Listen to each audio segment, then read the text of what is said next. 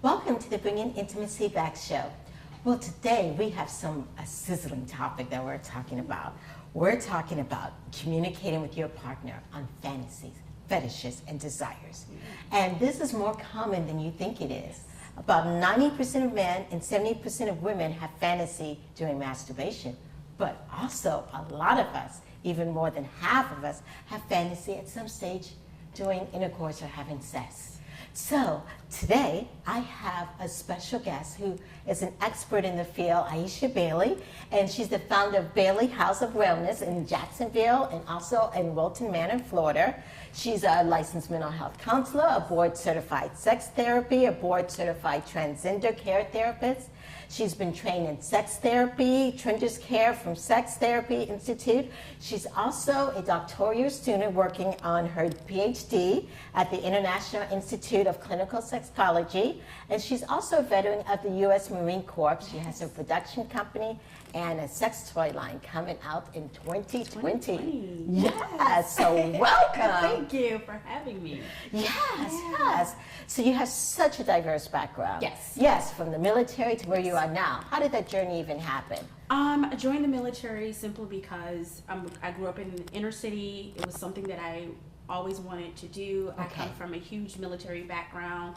My father, uncles, but I always wanted to become a United States Marine. Okay. So we have a saying, once a Marine, always a Marine. So joined the United States Marine Corps at the age of 16, got an honorable discharge, and embarked on my education journey. Oh, awesome. Yeah. And then how did that lead to? Sex. Yeah. I always get that question. Yeah. So I always wanted to do OBGYN, and Okay. once I got into pre-med, I felt like it was something that just didn't resonate with me. Okay. Through research and connecting with the right people, I knew that I wanted to work with couples and relationships and sexual issues because sex was something that we often talked about in our home, even at the early age of 3 or 4. Okay. So did a lot of research, connected with the right people, and started training down in Miami, Florida. Oh, wonderful. Yeah. Yes. And then you created this thing called Bailey House of Wellness. Bailey House of Wellness. Where does the name come from? My last name, Okay. Bailey. Bailey is something that's very important for our family names in general. Yes. And so the Bailey House of Wellness for me was something, and my motto is be how you desire to be. And it Be was how you desire to be. which is the acronym for the Bailey House of Wellness. Yes. So for me, it was just making a safe space for people to come so they can talk about in and everything, and they can become whoever they wanted it to be. Okay. And I have some hair in my face. So and it morphed into something that I really didn't imagine it would be, and I got into sex therapy and went to training for kink and BDSM and worked with polyamorous couples. So yeah, that's how the name came about. Wow, definitely. Yeah, and yes. And so as we're talking today, and we're talking about fantasies, what exactly is the definition of a fantasy? So a fantasy, think about when you're a kid. It's something that we imagine, but a lot of times it's things that we imagine that is maybe not possible, or maybe improbable. Maybe it will never happen. Right. That is the definition in a nutshell of fantasy. Okay. Yeah. Okay. And then there's the term fetishes. Fetish. So a fetish is basically a form of desire. It's like a form of desire. It's something that is gratifying to me, and it's usually something that we consider not normal, or something that's more of an inanimate object. So if you think about boots, or anything could be a fetish, a tree, your shoes, a piece of paper, anything can be a fetish. Okay, and it's like you said, what we desire. Yeah, it's like a form of desire. Okay. And so desire is something that we want. It's something that we will usually pursue, and something that's probably probable, something that I want. So think about, I want a house. I desire a house. I desire a stable home. That's the difference between the two. And I think a lot of times we confuse fantasies versus desire versus fetish. Yes, definitely, yes. And then on the show here, we're talking about intimacy. That's what the show is about. Yeah. How do you define intimacy? Intimacy, my favorite thing is into me I see. Okay. That vulnerability, that connection with the other person. And even sometimes the connection I have with myself.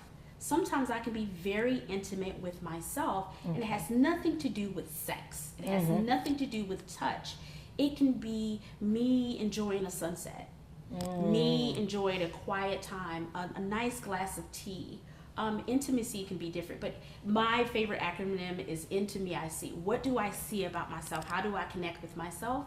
And how do I connect with others? Okay, definitely. Yes. Well, we're going to take a small break, and then when we come back, we're going to go more into fetishes, fantasies, and desires.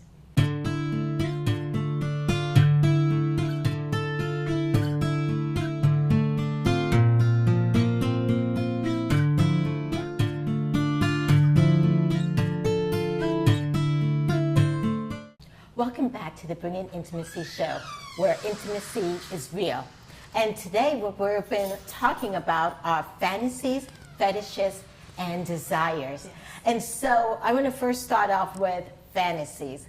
Many times people think that if I fantasize about something, does it have to be obtainable? And how will it affect my relationship? Yes. Yeah. So I always go back to the definition. It's usually something that's impossible or improbable. Many people fantasize about things that they would never act on. Okay, and that's okay. Oh yeah, Okay. They were never act on. So, but I think in a couple's dynamic, when we have this partner, we fear that if a person is fantasizing about something, that they will most likely act on it, and that is usually not the case. Oh, okay. Yeah, Yes. not the case. So if I'm fantasizing about a celebrity or whatever. Yes. Does that mean that my relationship is in trouble? Right. No, not at all. Not Okay. at all. I think it's really healthy. We've been fantasizing about things since we were young kids. Right. It's a part of us exploring the world. Okay. Things left unsaid, things left unknown, things that we don't often talk about in our everyday dynamics. So I can go back into my mind and think about a celebrity, Yes. and what it would be like to be with them, but that doesn't mean that I'm going to go ahead and act on it. Okay. Yeah. What if a person fantasizes about their partner's friend? Now that's a little closer to home. It is, but we Yes. also have to look at what is the relationship dynamic, and will that person act on it, and what is the fantasy? What is the fantasy? Is the fantasy of us having a threesome? Yeah. Or the fantasy of, I really wish I could be friends with this person. And if I start being a little bit more intimate with the friend, what would my partner think about that? And it has nothing to do with sex, but I think the idea is once I fantasize, it has to be about sex, and Right. that's not usually true. Okay. Yeah. And we have these fantasies. Should we communicate them? Should we talk them out? How does that? You're asking some hard questions today. I would say know your relationship. Know your relationship. Okay. Know your relationship and know where you are in your relationship with your partner.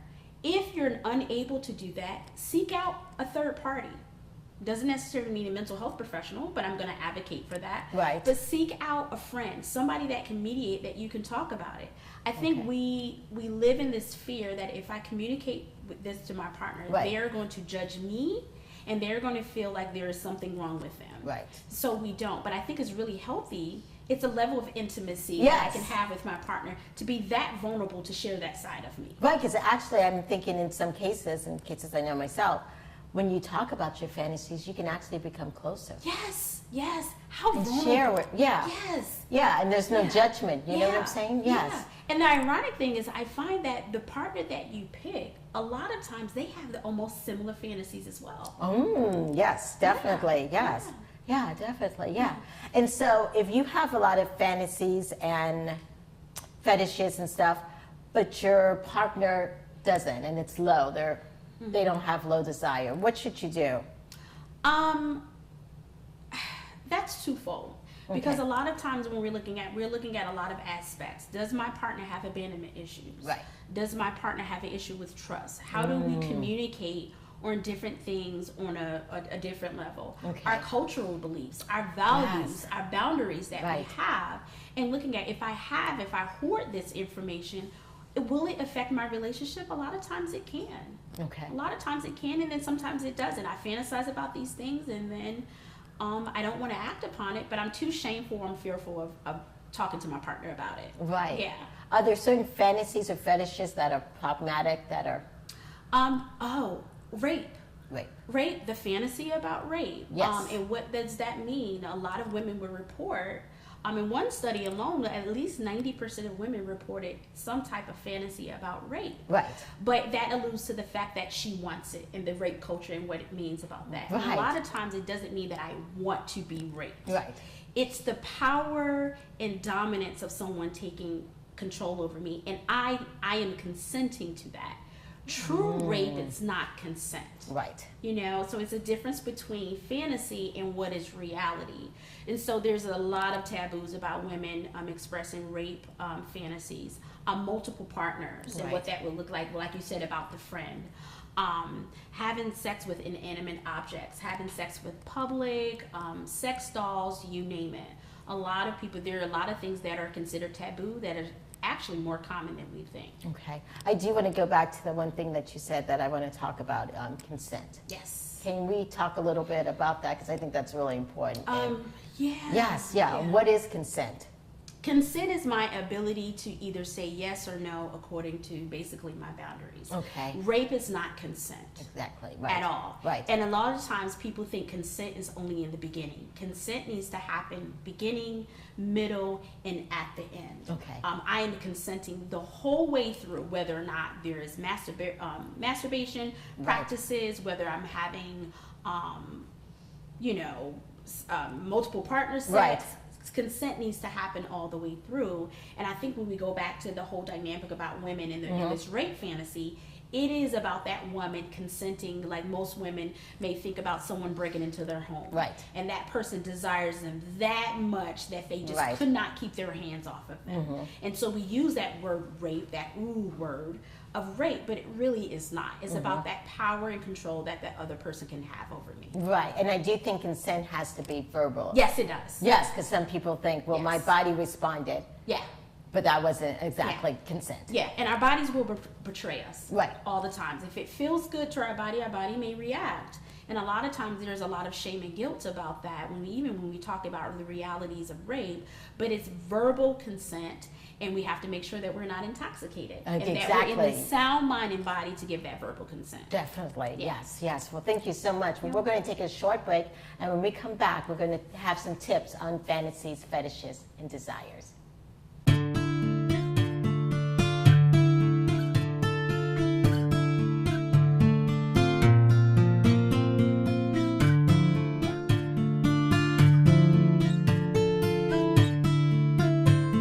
Welcome back to the Bringing Intimacy show, where intimacy is real. And today we've been talking about a sizzling topic, fantasies, fetishes, and desires. And so I want to ask you, are there some do's and don'ts in communicating with your partners on fantasies, fetishes, or desires? I would say do's, knowing what you want to communicate about. That's the first thing I would say. Even if you have to write it down or record some of the fantasies that you do have. Number two, some don'ts. Don't blame your partner for not responding the way that you would want them to respond. Knowing that a lot of times when I explore this side of with my partner, that they may take it on as if there's something wrong with me. Well, I don't like this, especially if I'm in a 20-year marriage and I never knew that you had this fantasy about having sex outside. Right. Well, I don't know you, and that's not always true. Also, some do's is seek help. I'm a big proponent of seeking help. Qualified sex therapist, a qualified mental health counselor, pastoral counseling, anything that you feel that resonates with your values and belief systems. If you are the partner, if you're on the receiving end, try to listen with a non-judgmental attitude. Allow that person to have that safe space to explore whatever it is that they want to explore. And that takes, let me tell you, that's I was just about to ask you, how do you do that? Because so many of us want to respond and we have our preconceived notion. How do you sit there and respond in a non-judgmental manner? Active communication, active listening. Okay. Listen first. I think a lot of times we communicate to respond and we don't communicate to listen. Listen, a lot of times we want to I have this fantasy about having sex in a barn. What do you mean you have this fantasy about having sex in a barn? We don't even own a barn. We live in the suburbs. And it's like, well, hold on. Actively listen to what your partner is saying and what they may not be saying. Offer support. How can I don't understand it, honey, but how can I best help you with this? Or, ooh, tell me more. Or, haven't you told me that? Well, that sounds interesting. Tell me more. Be more of an explorer and less of a dictator. Yes, use your curiosity. Yes. Yes, and explore and ask questions. Definitely. Yeah, definitely. Yes, yeah. In the sense of helping them communicate a little bit better. Definitely. I mean, because if you don't have all the information, how can you make a sound judgment as if this does cross your boundaries or not? Right. And we have to be mindful of the subject that comes up. If your partner, another taboo, has a fantasy about a non-consenting adult, Okay, that's another or one. someone Yes. that's older, whether it's a underage child, explore that. What would that mean for your dynamic? That's a hard one to bridge. Yeah, definitely. Yes. Yeah. And if your fantasies or fetishes don't match, is the relationship like not going to work, or how does that?